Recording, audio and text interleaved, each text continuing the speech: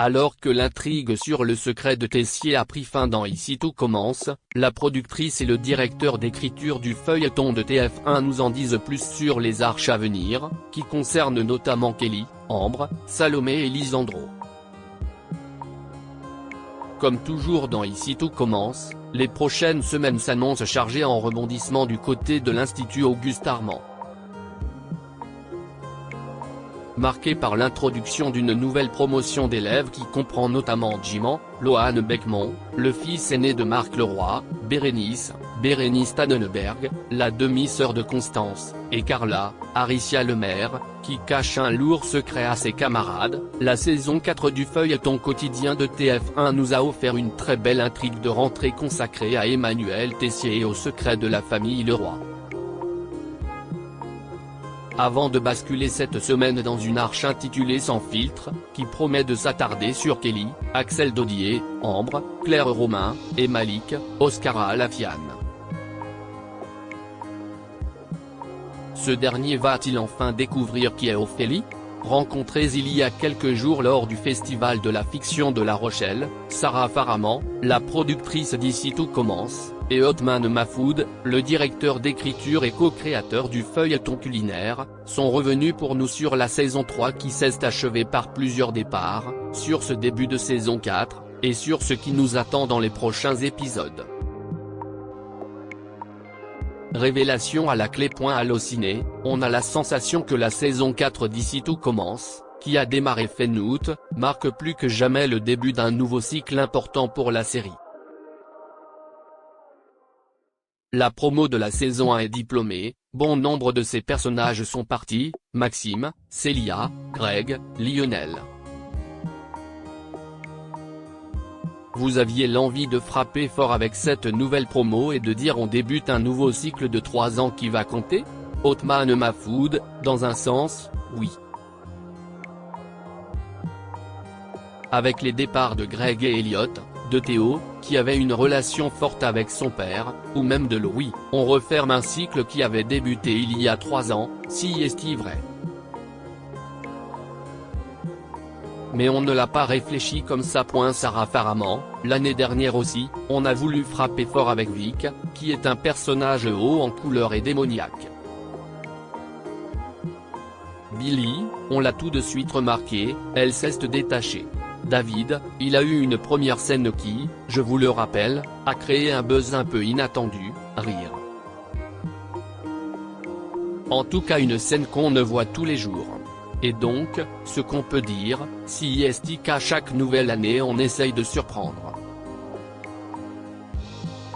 Mais si est vrai qu'on est agréablement surpris de voir les retours très positifs qu'on peut avoir sur cette nouvelle promo de la saison 4.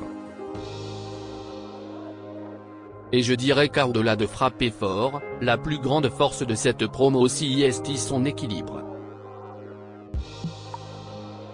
Il y a des personnalités hautes en couleur, comme Carla ou Léonard. Il y a des personnages qu'on a envie de voir éclore, comme Bérénice ou comme Jim, chez qui on sent qu'il y a un petit secret derrière. Et je pense que si est ça aussi qui plaît au public, ces nouveaux personnages ont vraiment une palette de caractéristiques très étendue. Y a-t-il une scène en particulier que vous retenez au sein de la saison 3 ? Sarah Faraman, Othman et moi, sans s'être concertés, on a la même scène préférée sur la saison 3, si est une séquence qui a été diffusée au mois de janvier, lorsque Théo, Khaled Alouache, remporte le championnat des chefs. À un moment donné, Tessier dit à son fils, « T'es devenu un grand chef ». Je pourrais presque pleurer rien qu'à en parlant, rire. Quand il lui dit « Je suis fier de toi », on s'est regardé tous les deux, on était hyper émus. La problématique de Théo depuis le début c'était comment gagner l'estime de mon père ? Et comment inverser la tendance ? Dans le sens où il ne fallait pas que Théo cherche à attirer l'attention de son père, mais plutôt qu'il existe enfin dans ses yeux. Et là, vraiment, quand on revoit cette scène, on se dit qu'on est allé au bout de ce personnage et qu'on lui a écrit un très beau destin. Cette scène, je pense que je pourrais la regarder en boucle, rire. Vous parliez de Tessier, il était au cœur de l'arche de rentrée, qui a un peu débuté par ce rapprochement inattendu mais assez génial avec Anaïs. Comment est née l'idée de rapprocher ces deux personnages? Apparemment, il y avait un désir de Benjamin Baroche et de Julie Sassoust de jouer davantage ensemble depuis longtemps. Ils avaient eu quelques scènes ensemble bien sûr, notamment dans l'intrigue autour d'Anaïs qui se battait pour le menu végétarien au Doubla. Mais ils avaient adoré jouer ensemble à l'époque et nous réclamaient d'autres scènes. Donc forcément si est restait dans un coin de notre tête. Othman Mahfoud, du côté des auteurs, on était assez fans de Tessier et Anaïs ensemble. Et puis, comme on était parti sur l'idée que c'était la belle-fille rêvée de Tessier, on s'est dit que ce serait intéressant d'aller plus loin et de jouer avec ce duo. Vous savez, si est un peu comme quand vous vous séparez de quelqu'un mais que vous restez ami avec ses parents, qu'ils vous adoptent presque, rire, ça arrive à plein de gens. Je trouvais la situation assez amusante. Chez Tessier et Anaïs, il y a une forme de respect, il y a quelque chose d'extrêmement touchant dans la manière dont elle l'aide, dans la manière dont ils se disputent aussi. Il y avait quelque chose de nouveau dans cette amitié qu'on n'avait pas encore vu, je trouve, chez lui et chez elle. Et les comédiens adorent, ils sont ravis. Maintenant que Tessier s'adoucit un peu, le roi, qui semble cacher des facettes plus sombres qu'il n'y paraît, est-il pensé comme un nouveau méchant de la série? Apparemment, ce qui est certain si est que Marc Leroy, Stéphane Blancafort, n'est pas le professeur dont tout le monde rêve. Gentil, fun, décalé et extrêmement talentueux qu'on a présenté au début. Il a des parts d'ombre, on a pu le voir durant le concours d'entrée avec Hortense, qui lui a dit mais je ne comprends pas, ce n'est pas la pédagogie à laquelle je m'attendais. On perçoit qu'il a une face difficile, exigeante, qu'il a des côtés Tessier. On va l'emmener sur différents terrains au fil du temps.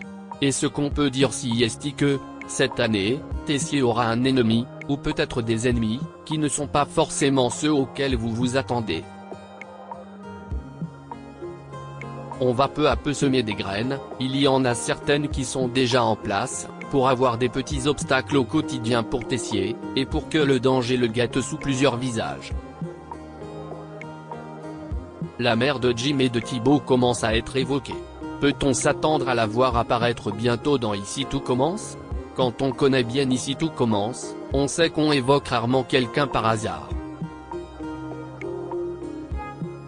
Donc, dans le cas de la mère de Thibaut et de Jim, oui, peut-être qu'un jour elle prendra vie.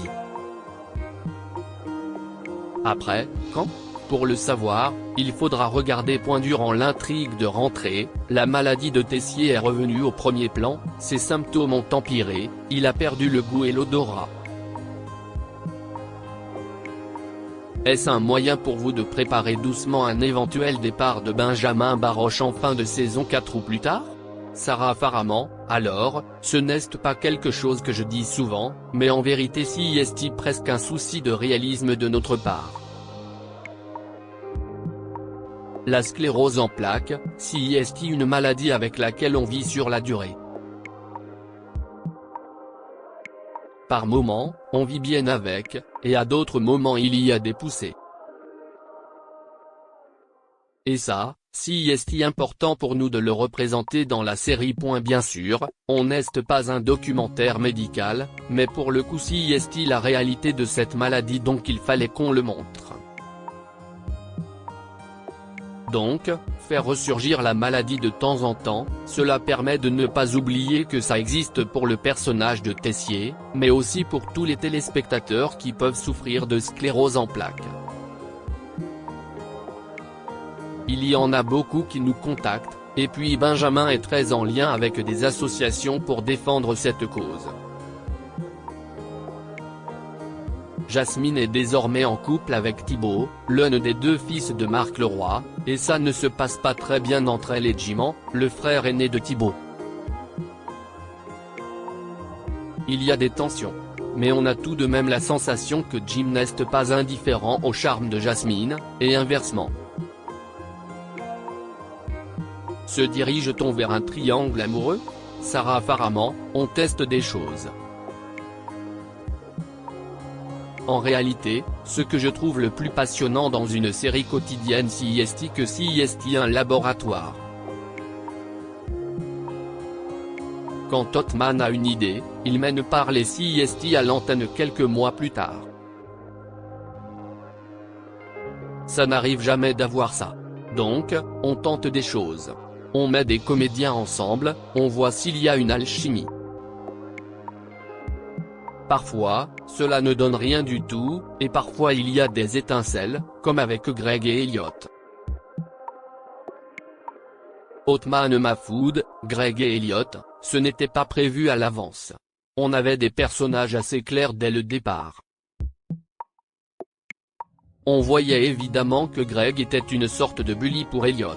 Mais CIST vraiment au fur et à mesure, en les voyant ensemble, dans une relation d'antagoniste, qu'on s'est dit qu'il y avait peut-être quelque chose d'intéressant à faire.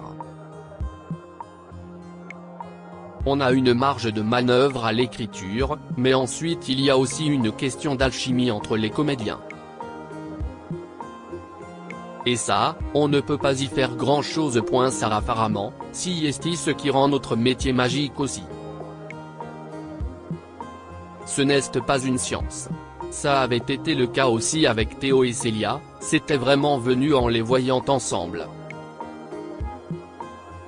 On s'est dit voilà, il y a un truc. Donc Jim et Jasmine, on teste, mais il y a d'autres duos qu'on teste pour une potentielle évolution. Tout ne verra pas le jour en saison 4, tout ne verra pas le jour en saison 5. Peut-être que ça ne verra jamais le jour, peut-être que ça arrivera plus vite que prévu. On verra ce que les prochains mois nous réservent. Quels sont les prochains axes de développement? Les prochaines intrigues? Sarah Faraman, vous allez découvrir une arche sur Kelly et Ambre, et qui concerne aussi un peu Malik et Lionel, Lucien Belvès. CIST une intrigue qu'on adore. Ça faisait longtemps qu'on ne s'était pas penché sur Kelly. Bien sûr, elle est toujours très présente, mais elle a eu une année compliquée avec Langlard, et on l'a un peu moins vue cet été. Et là, via cette arche, on va la faire évoluer en tant que femme. Quand on l'a connue, elle avait 16 ans, et peu à peu on l'a vue grandir et s'affirmer. Kelly CIST un de mes personnages préférés dans la série. Il y a un vrai attachement à elle. Je pense que CIST aussi l'infini talent d'Axel Dodier qui joue et qui lui a permis d'éclore. On a vu Kelly surmonter tellement d'épreuves, et toujours en sortir plus forte, sans jamais se compromettre. Et la relation avec sa mère est magnifique aussi. Donc là, on était très content de s'intéresser de nouveau à Kelly et de l'explorer en tant que femme. Ottman Mahfoud, ça va être une très belle intrigue, très soap et romantique. Si vous aimez les dilemmes amoureux, vous allez être servi. Sarah Faraman, et on peut vous dire que juste après, on aura une arche consacrée à Lisandro, Agustin Galliana, puisque nous allons rencontrer son mentor. On va s'intéresser un peu plus au passé de Lisandro, qui n'a jamais vraiment été évoqué. Vous allez apprendre des choses sur lui. Demain nous appartient à proposer. Il y a quelques années une intrigue liée à Halloween, et une autre se prépare. Peut-on s'attendre à ce que Wichito commence à aille un peu plus dans le suspense parfois, sans tomber dans le polar qui reste la marque de fabrique de DNA, en faisant entrer une menace dans ce lieu clos qu'est l'Institut Auguste Armand par exemple? Sarah Faraman, on va avoir un épisode d'Halloween, mais CIST juste un épisode. Enfin, presque 2 points Othman Mahfoud, ce sont des choses auxquelles on réfléchit.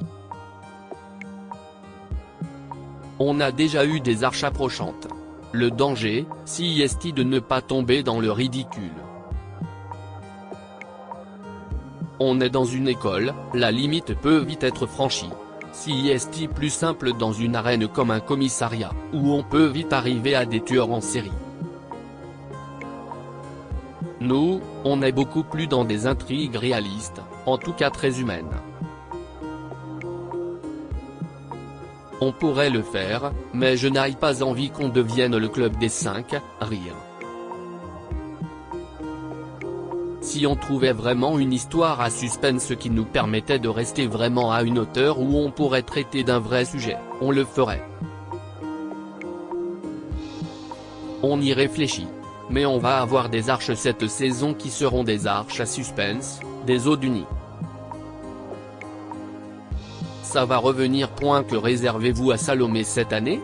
Othman Mahfoud, si est une sorte d'année de maturité pour Salomé, Aurélie Ponce. Et on va aussi explorer son amitié avec Anaïs. Si est un des axes de la saison, à la fois leur amitié, aussi le fait qu'elles sont deux chefs qui peuvent se retrouver en compétition. Deux chefs qui sont à peu près au même niveau. On va notamment explorer cela à travers le doublage. Sarah Faraman, si est une année d'affranchissement pour Salomé. Elle va s'affranchir de ses différents mentors, que ce soit Claire Guinaud ou Tessier. Elle va aussi s'affranchir de l'admiration presque paralysante qu'elle a pour Anaïs. Ça ne veut pas dire qu'elle va couper les ponts et tout brûler derrière elle, mais en tout cas elle va apprendre à être moins dans un respect déférent. Othman Mahfoud, oui, elle va être moins sage. Elle va prendre un peu son indépendance, elle va un peu plus prendre sa place et assumer son ambition.